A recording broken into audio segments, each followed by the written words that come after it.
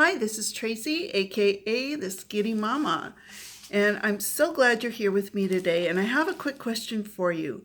Do you find it hard to lose weight, especially because of your work?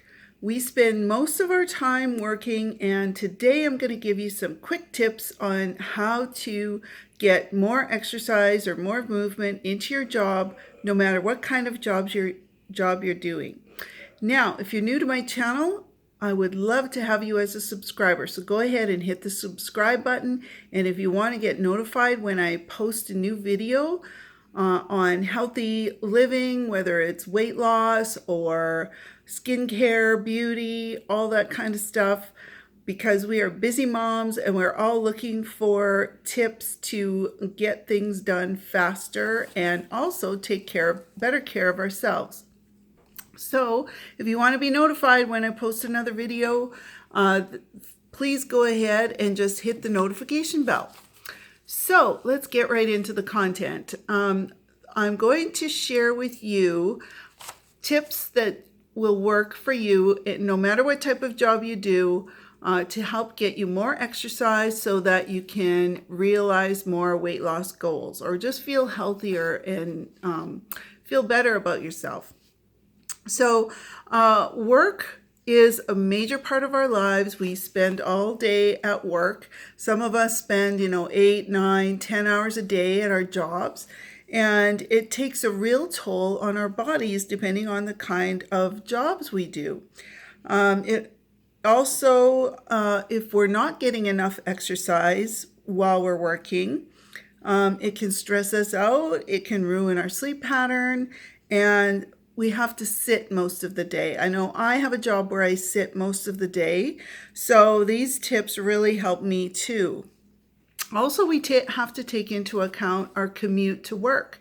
So if you have to drive to work or you take the bus or however you get to work, you're probably sitting most of the time to get there. Most of us can't just walk to work every day.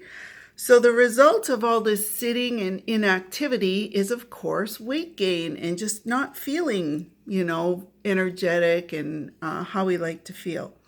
So I want to give you some tips for whatever kind of job that you're in that will help you stay in shape and help your work life work for you. So if you're a 9-to-5er like me, this is the most type of common job. And we're commuting extra hours. Like I said, you might have to drive half an hour. Some people take anywhere from 1 or 2 hours to get to and home from work. Plus you're sitting at your desk all day. And this can lead to a very sedentary lifestyle, which is not good for us because our bodies were made to move. So if you are a 9-to-5er like me, some things that you can do when you get to work is to take the stairs instead of the escalator or the elevator, if you have that option. And if you climb 2 flights of stairs a day, it could help you lose 6 pounds a year, according to a study done at the University of Mexico. Now, if you're at your desk, what you want to try and do is stand up periodically throughout the day. Some offices have now introduced those standing desks. So if you can get one of those are great. So you can stand up for a bit and work and then move your desk down to sit again, as well as the rolling chairs. These are linked to obesity and diabetes and heart disease when you're sitting at your desk all day. And you want to stand up every half hour and stretch, or maybe you need to purchase your own standing desk. So for me, I stand up about every hour because I usually have to go to the washroom, which is just par for the course for me. You can drink on the job, which leads to why I have to go to the washroom so often. So you shouldn't drink coffee or sugary drinks or pop or soda. You can switch to water, which helps speeds up your metabolism to burn more calories, and that can happen even while you're sitting. And if you're a snacker, something that you might want to consider is maybe you're actually thirsty. So you might want to just, instead of grabbing a food snack, especially if you go into the break room and there's goodies in there, grab a bottle of water instead. And if you don't just like plain water, add some fruit to it, or lemon, or there's other things that you can add to your water to make it more palatable. Another thing that you can do, if you have access to a gym at work, or maybe before work or after work, start weight training. Weight training is excellent for building muscle, and muscle burns more calories than fat. And especially for women, when we hit past our 30s, our bone density starts to go down. So weight training is recommended for women, older women, just to help maintain our bone health, bone strength, and like I said, muscle burns more calories than fat. The next tip is you want to avoid the order in or go out for lunch thing, because then you're consuming more calories than you need. You feel sluggish after when you get to back to the office, and it'll save you money if you brown bag your lunch. That way you know what you're taking for lunch and you have more control over what you're putting in your body, right? So avoid the going out for lunch scene if you can. Now, if your job takes you on the road and you're in your car a lot, again, this lifestyle can be hard on your body and your mind, because if you're stuck in your car a lot, or if you have to fly for your job, it can get quite tiresome. So what you can try to do is find some middle ground. And this is where you want to balance between your workouts and your healthy meals. So if you're on the road where you have to spend nights in a hotel, you might want to look for a hotel that has a gym, or has a breakfast where it's like a continental breakfast where it's a little more light. Or you can even, what I like to do sometimes is bring my favorite protein shake with me on the road, because that way I know I'm staying on my plan, and I'm eating healthy, and I'm still getting the nutrients that I need. Plus, it's great, like, to have a shake while you're driving. You can drink it while you're in the car or on the plane, and it's still a meal.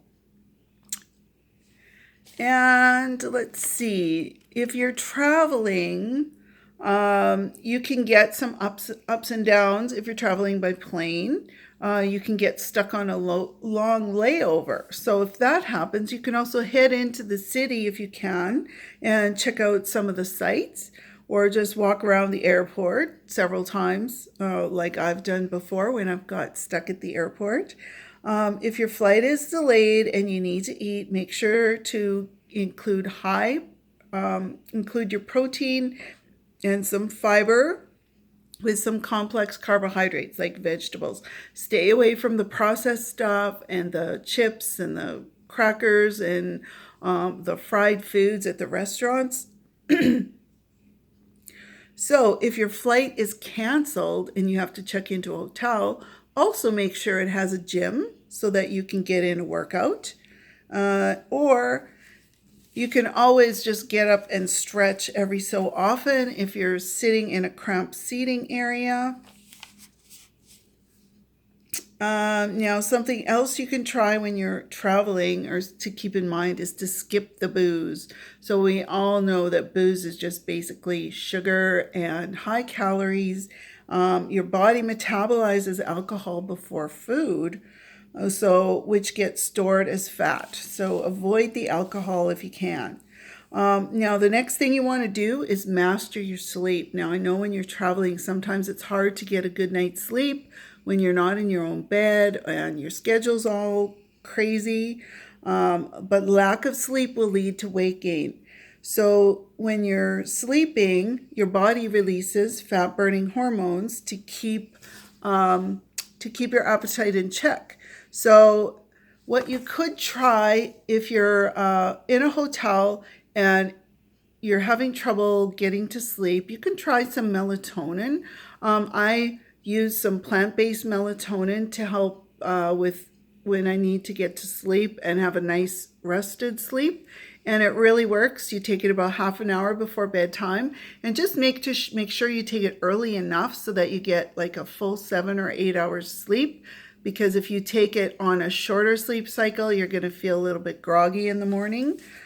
So if you're going to use melatonin, make sure that you use it well before bedtime, or that you're going to have like an 8-hour stretch of sleep. Now, if you're a stay-at-home mom, you might think that you're getting enough exercise because you're running after your kids, but at the same time, you're pushing your own health needs aside because you're taking care of your kids. I have 4 kids, so I've been pretty busy in my lifetime when they've all had activities, and I'm, pick them up after work and get them to their activity where I sit and wait for them. So it isn't always what it's cracked up to be.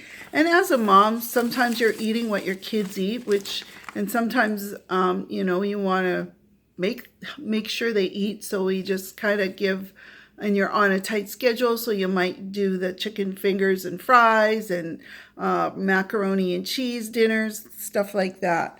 So you don't always take care of yourself when you're eating the food that they're eating, and if they're picky eaters and all that. So for the kids menu, when you're rushing kids from activity to activity, you may have to hit the fast food aisle, and you're ordering for your kids. You can also order those kids meals for yourself, and that's good because the portions are smaller. So that might be a way to avoid all the extra calories. Now, if you're also a stay-at-home mom, you want to embrace the morning. You want to get up a little bit earlier and take some me time for yourself. And you can always go for a quick walk or go to the gym. For me, my dog is my motivator in the morning. We go for a walk every morning, rain or shine, minus 50 or plus 30, we go for a walk. So you can also cook on weekends, because weekends is less structured, so you can prepare some more healthy food that you can do during the week. So this is where meal prepping comes in really handy. You can turn chores into a workout. So you can do exercises between your vacuuming or your dusting. You can do like squats or jumping jacks or tricep dips on the table. So you can work in a little workout during your chores. And another thing you can do is to get your kids outside and go for a walk with them or go to the park, because if they see you being active, then they'll be active too. Now, you might be a mom who has a home business. So people in a home business, they do a lot of work at their computer, or they're on the phone, or they're driving somewhere to meetings and stuff. So with a home business owner or a network marketer, what happens is you start getting busy with a project, you forget to eat, or get up from your desk, you forget to drink water, or you drink too much coffee or soda. So what you want to do, here's some tips for you. You can eat breakfast. When you skip breakfast, it can lead to weight gain, because breakfast is the most important meal of the day. If you skip breakfast, you might find that you eat more throughout the day. And as well, you want to have protein and complex carbohydrates for breakfast, and a healthy fat. So this is where I also have my protein shake for breakfast, and I love it because it's just it fills me up, it tastes delicious, and I know I'm getting the protein, and I can control what goes in it. So it's easy for me. You can pack a lunch. So even if you don't have time to eat lunch, if you pack it, then during the day you know it's there, and you can, you know it's there. You don't have to take time out of your schedule to make it, because it's already packed. Set an alarm for yourself. Set an alarm to remind yourself to get up and stretch, eat eat some food or get some fresh air, take small breaks. I heard a little trick one time to every half hour get up and move around for 3 minutes, and that'll get the blood flowing, maybe clear your mind. Then the fourth tip is just having more mindfulness, being aware of your food, slowing down when you eat so that you can savor every bite. Focus on the taste, the texture, and the smell. And fewer calories. Your brain will tell your stomach will let your brain know that you're full, and then you won't eat as much. So those are my tips for, oh, sorry, I have one more. There's one more type of worker that I didn't talk about. So do you work the night shift? Now this could be for nurses, doctors, firefighters, anyone who works night shift. And if you have a night shift job, you know how much your sleep patterns get all screwed up because you're awake all night and then you have to go home in the morning. And if you have a family, then you might have to do stuff with your family before you can actually get to bed. So what you could do, here's some tips for you if you're a night shift worker, is switch to green tea instead of coffee. So green tea actually has more caffeine than coffee, and it's more alkaline to your body. It also has antioxidants, and it helps melt that stored body fat. Now, when you leave work, you can put on sunglasses because sunlight messes with your melanin levels, which is your sleep hormone. So if you wear sunglasses, it'll keep those levels up and help you get to sleep when you get home. Now, when you get home, you can lower the temperature in your room. So if you sleep in a colder room, it'll also burn more calories while you sleep. Now, the next tip, and this is a really important one for all of us actually, because all of us are deficient in this, is get vitamin D. So vitamin D we usually get from sun exposure, but if you're working nights, you can't get vitamin D from the sun. And what vitamin D does is it keeps our muscles intact, and it's very important also for skin function as well. Now we know, as I already said, muscle burns more calories than fat. So if you can't get enough vitamin D during the day when you're working night shift, take a supplement. You can also incorporate salmon, tuna, or eggs. If you drink dairy, some milk is fortified with vitamin D, and even some of the other plant-based milks or plant-based beverages like almond milk or cashew milk, those kinds of things. You can look on the package and see if those have vitamin D as well. So did you get some value out of those tips? And if you have any more, just leave them in the comments. I'd be interested to hear any other tips you have. Now, what I also mentioned that I would be offering you a free resource. And now that is a list of foods that I have that you can avoid and healthy alternatives for those foods. So these are foods that you want to get rid of because they are harmful to the body. They add extra calories. It's like sugar and alcohol and processed foods. And there's a whole list of foods that are not good for our body. And I have healthy alternatives. So if you would like that free resource, just click on the link below and I will send it to you. So I hope you enjoyed this, and I will see you on the next video.